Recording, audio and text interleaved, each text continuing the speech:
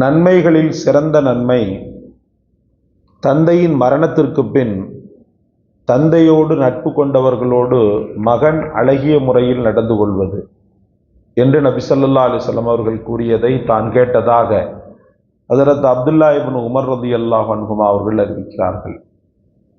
எவர் தன் தந்தையின் மரணத்திற்கு பின் கபரில் இருக்கும் தந்தையோடு சேர்ந்து வாழ உறவு வளர்க்க விரும்புவாரோ அவர் தனது தந்தையின் சகோதரர்களோடு நல்ல முறையில் நடந்து கொள்ளவும் என்று நபி ஸல்லல்லாஹு அலைஹி வஸல்லம் அவர்கள் கூற தான் கேட்டதாக ஹஜ்ரத் அப்துல்லா இப்னு உமர் ரலியல்லாஹு அன்ஹுமா அவர்கள் அறிவிக்கிறார்கள்.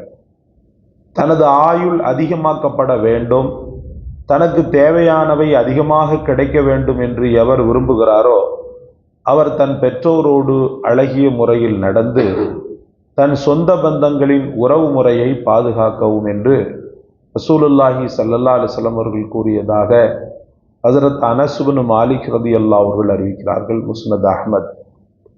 அல்லாஹ்வின் நல்லடியார்களே, ரப்புல் ஆலமீன் சில விஷயங்களில் நாம் கேட்காமலேயே அள்ளி வழங்குபவனாக இருக்கிறான்.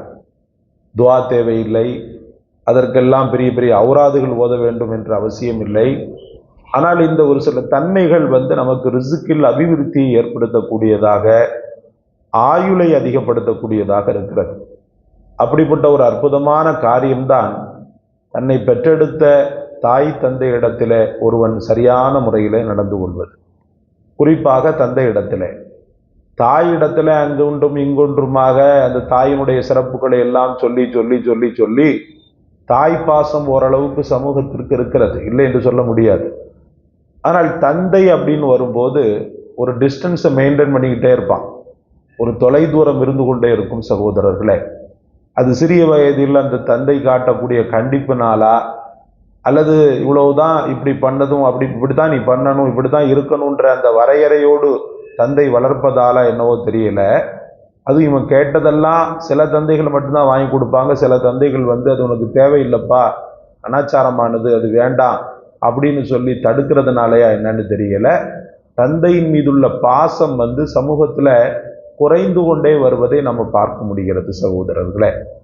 ஆனா உண்மையிலேயே ஒரு சிறந்த அறிவாளி, ஒரு சிறந்த மனிதாபிமானம் உள்ளவன் எப்படி யோசிக்கணும்னு சொன்னா, என்னுடைய தாயான அவனுடைய மனைவி, என் தந்தையினுடைய மனைவியையும் என்னையும் என் தங்கை என் தாய் என்னுடைய சகோதர சகோதரிகள் அனைவரையுமே காக்கக்கூடியவன் என்னுடைய தந்தை தான். அவர் இல்லைன்னு சொன்னா தாய் பாசம் சரியா கொடுக்கப்பட முடியுமா? கொடுக்க முடியாது. தாய் என்ன செய்வா? பெரும்பாலான தாய்மார்கள் எல்லாம் தன்னுடைய கையால வேலை பார்த்துட்டு இருக்கிறாங்களா? இல்லை, தந்தையை சார்ந்துதான் இருப்பாங்க. அப்ப தந்தை தான் மூட்டை தூக்குற தொழிலாக இருந்தாலும் செய்வான், சாக்கடை அள்ளக்கூடிய தொழிலாக இருந்தாலும் செய்வான். என்னென்ன கஷ்டமான வேலைகள், சாஃப்ட்வேர் துறையில இருக்கிறவங்கெல்லாம் என்ன பெரிய ரொம்ப சாஃப்டா இருக்கிறாங்க நினைக்கிறீங்களா? கிடையாது. சாஃப்ட்வேர் துறை அப்படின்றது மூளைக்கு பளு அதிகமாக கொடுக்கக்கூடிய வேலை. உடம்பு எப்படி வளைச்சு வேலை செய்யக்கூடிய தந்தைமார்களை நீங்க பாக்குறீங்களோ, அதே போல சாஃப்ட்வேர் துறையில இருக்கக்கூடிய தந்தைமார்கள் தம்முடைய மூளையை கசக்கி புழிஞ்சு கணக்கு வழக்குகள் அல்லது வேற ஏதாவது ப்ராஜெக்டை செய்யறது கொள்றது இது போன்றவைகள்ல டிராப்பகலா கடந்து கஷ்டப்பட்டு தான் தன்னுடைய பிள்ளைகளை வளர்க்கிறார். அதனால தந்தையினுடைய தியாகம் எப்போதுமே தியாகம்தான். நான் கூட உங்களுக்கு முன்னாடி சொன்னது உண்டு, தாயானவள் கர்ப்ப கிரகத்துல தாங்குறாருன்னு சொன்னா தந்தையானவன் நெஞ்சில சுமக்கிறான், அவ்வளவுதான். இவளுக்கு வெயிட் லக்கேஜ் பெருசா இருக்குது, சுமை தெரியுது. அவன் மனதிலேயே வைத்துக்கிட்டு இருப்பான், என்னைக்குமே தன் பிள்ளை உயர்ந்தவனாக வளர வேண்டும், அவன் அடையாளப்படுத்த வேண்டும்ன்றதுதான் பெரும்பாலான தந்தைமார்களுடைய விருப்பமாக இருக்கும். தந்தை பாசம் சுத்தமா இல்லாம யாருமே இருக்கவே மாட்டாங்க சகோதரர்களே. சில பேர் அவங்களுடைய சூழல், அவங்களுடைய வளர்ப்பு சூழல் கொஞ்சம் கண்டிப்பாவே அவங்க தாய் தாப்பம் வளர்த்ததுனால அந்த கண்டிப்பை பிள்ளைகள் மேல காட்டுவாங்க. அதுக்காக கண்டிப்பு காட்டக்கூடிய தந்தைமார்களுக்கெல்லாம் பாசம் கிடையாதுன்னு சொல்லி இவனா மனப்பால் குடிச்சுக்கிட்டு இருப்பான், இவனா தப்பான எண்ணம் வைத்திருப்பான் சகோதரர்களே. தாய் கேட்ட உடனே உடனே உடனே உடனே உடனே கொடுத்துடுவா, எப்பாடுபட்டாவது என்ன செஞ்சிருவா, கொடுத்துடுவா. அந்த காசும் தந்தையினுடைய காசு தான். லாஜிக்கலா பாத்தீங்கன்னு சொன்னா அந்த காசு கூட தந்தையினுடைய காசு தான். தாய் கொடுக்கறதுனால இவன் கண்ணுக்கு யார் பெருசா தெரியவாண்டா, தாய் தான் பெருசு, தாய் தான் நம்ம ரொம்ப முகப்பத்தா இருக்கிறான்னு இவன் விளங்கிக்கிடுவான். சகோதரர்களே, நான் சொல்லுவேன், தந்தைமார்கள் சில பேர் என்ன செய்யக்கூடாதுண்டா, வெறும் கண்டிப்பா மட்டுமே காட்டி வளர்க்கிறத தவிர்க்கணும். அவங்களுக்கு எப்படி நீங்க வளர்க்கலாம்னு சொன்னா, உங்களுடைய கஷ்டங்களை அவங்கள்ட்ட ஷேர் பண்ணணும்.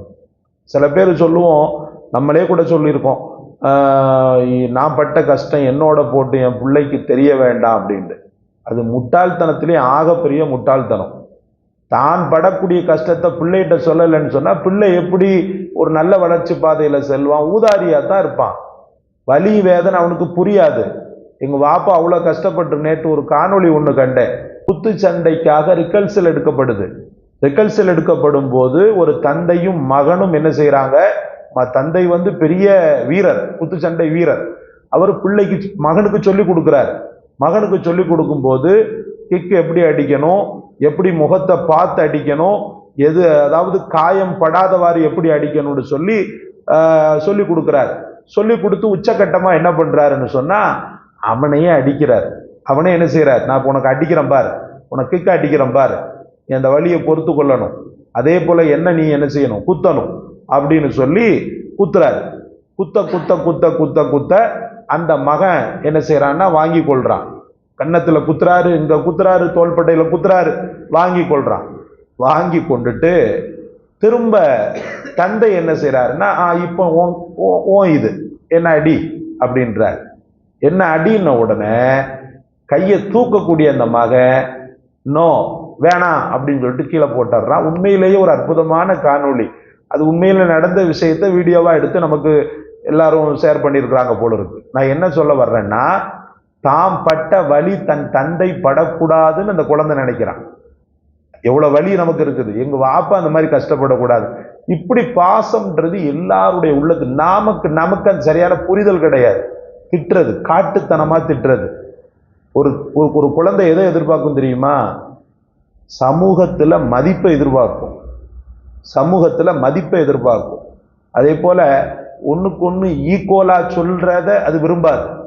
தன்னை தந்தை பாராட்டணும்னு தான் விரும்பும். நம்ம என்ன செய்வோம் தெரியுமா? இந்த பக்கத்து வீட்டுக்காரனை பாத்தியா, மேல் வீட்டுக்காரனை பாத்தியா, கீழ் வீட்டுக்காரனை பாத்தியா, அந்த உன் கூட தானே விளையாடிக்கிட்டு இருக்கிறான், அவனை பாரு, அவன் படிப்பை பாரு, நீ ஏன்டா இப்படி இருக்கிற அப்படின்னு கொஞ்சம் ஓவர் டோஸா என்ன செய்வோண்டா, உனக்கு படிப்பே ஏறாது, நீ முட்டா பையில தான் இருப்ப, எங்கேயாவது ஒரு மளிகை கடையில புளி உருட்டிக்கிட்டு இருப்ப அப்படின்னு எல்லாம் திட்டுவோம். திட்டும் போது அந்த குழந்தையினுடைய உள்ளத்துல அது ஒரு வடுவாக மாறிவிடும். அதுதான் இந்த ஒரு கேப் வருது பாருங்க. இதுக்கு காரணமே இதுதான், வேற ஒண்ணுமே இல்லை. நீங்க தாய் போல ரொம்ப அப்படியே உருகி தவிக்கணும், மழையில நனைஞ்சிட்டா உடனே உங்க சட்டையை எடுத்து துடைக்கணும் அப்படின்லாம் நம்ம சொல்லல.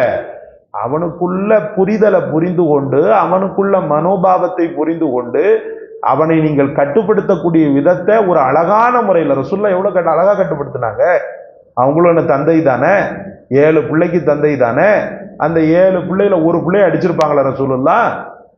ஒரு பிள்ளைய கடுமையான வார்த்தைகளை திட்டி இருப்பாங்களா? மிஞ்சு போனா எனக்கு தெரிஞ்சு 1-2 ஹதீஸ்கள் எப்படி வருதுண்டா, உருவப்படம் போட்ட திரைச்சிலைய பாத்திமா அம்மா போட்டிருந்தாங்க. ஹஜ்ரத் பாத்திமா ரலியல்லாஹு போட்டிருந்தாங்கன்றதுக்காக என்ன அயோக்கியத்தனம் பண்ணிட்ட, என்ன அறிவுகட்டத்தனம் பண்ணிட்ட அப்படி சொன்னாங்களா? உடனே திரும்பினாங்க, அந்த வீட்டை விட்டு திரும்பினாங்க, விரண்டு போனாங்க.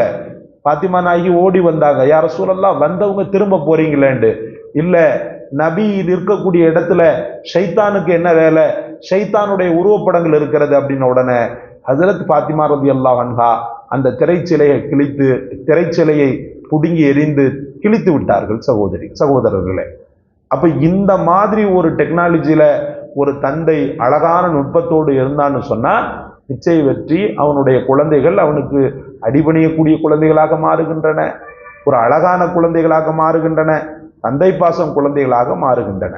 அல்லாஹ் ரப்புல் ஆலமீன் நம்முடைய குழந்தைகளையும் தந்தையின் உணர்வோடு வாழக்கூடிய தௌஃபீக்கை தருவானாக, தந்தையை மதிக்கின்ற பிள்ளைகளாக ஆக்குவானாக, தந்தையின் மீது எல்லாவற்றையும் விட மேலாக பாசமும் நேசமும் வைக்கின்ற குழந்தைகளாக ஆக்குவானாக. சுப்ஹானல்லாஹி வ பிஹம்திஹி சுப்ஹானக